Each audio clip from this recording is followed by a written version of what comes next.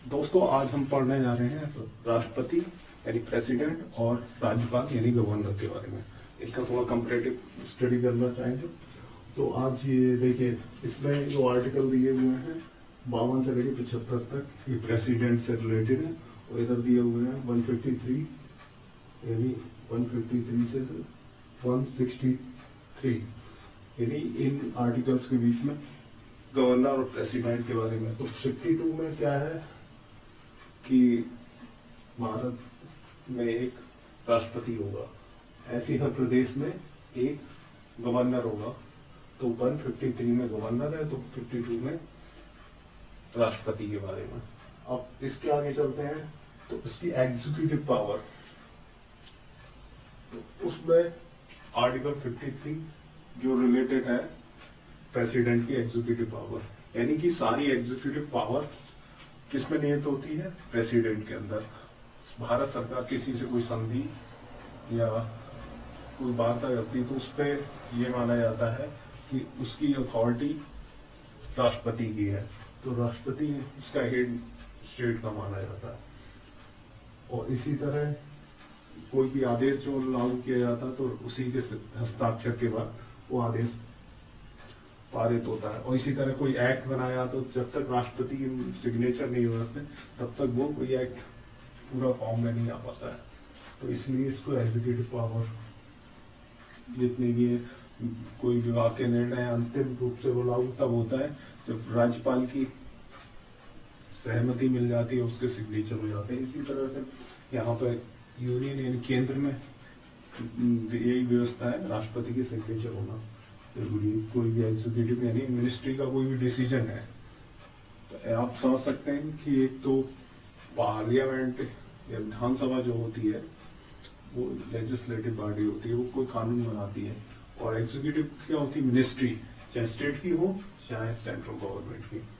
तो ये executive power, ये एग्जीक्यूटिव ऑर्डर है, इसके सिग्नेचर के बाद ही उसमें अपने पूर्ण अस्तित्व में आ पाते हैं। तो इसके बाद आगे चलते हैं 56 इनका टेन्योर जो दिया गया है वो दिया गया है 5 ईयर, ये राष्ट्रपति के केस में।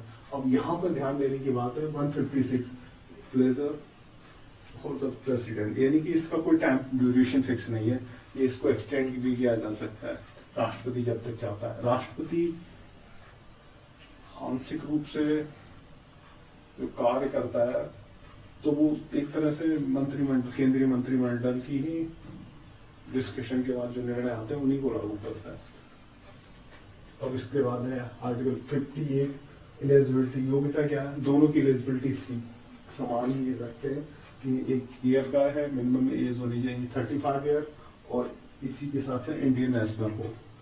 यहाँ 58 है तो यहाँ 57। अब ये देखिए, यहाँ पे आपको इस पॉइंट को याद रखना है, जब टेन्योर का आता है तो लगभग ये फिगर बराबर ही रहती, केवल 1 आगे लग जाता। 56 राष्ट्रपति के केस में और 156 ये गवर्नर के केस में। अब एलिजिबिलिटी बता दी मैंने 58 और 157। यहाँ पर एक नंबर कम होता जा रहा है, 58 की जगह 57 हो गया, बस बाहर एक लगा हुआ है एक्स्ट्रा। 157 इधर 58, या इस तरह से देखिए, यहाँ पर 153 है तो यहाँ 52, यहाँ पर ये इससे एक कम है और ये एक ज्यादा है, मतलब 52 की जगह 53 हो गया, आगे 153। तो यहाँ पर से ये देखिए, यहाँ कम थे, 56 में ये बराबर हो जाते हैं आपस में। ये थोड़ा सा आइडिया रखने के लिए टेन्योर तक जब याद रखने के हिसाब से बताया जा रहा है, तो इसमें नंबर आगे रहते हैं और इसके बाद कम हो जाते हैं। तो 56 के बाद 58 और 157 हो जाता है। और 72 है पार्डन, इन क्षमादान की। हाँ, ये चीज आपको ध्यान रखनी कि जैसे कि कोई कोर्ट मार्शल या उस तरह के डिसीजन उसमें ये, और कोई अंडर ट्रायल है उसमें राष्ट्रपति क्षमादान नहीं कर सकता जब तक कि उसका पूर्ण निर्णय नहीं हो जाता। तो क्षमादान की क्षमता है उसमें राष्ट्रपति में, कम कर सकता है, उसे बदल सकता है। तो इस तरह के कुछ टेक्निकल वर्ड उसमें यूज किए जाते हैं। और इसमें 161।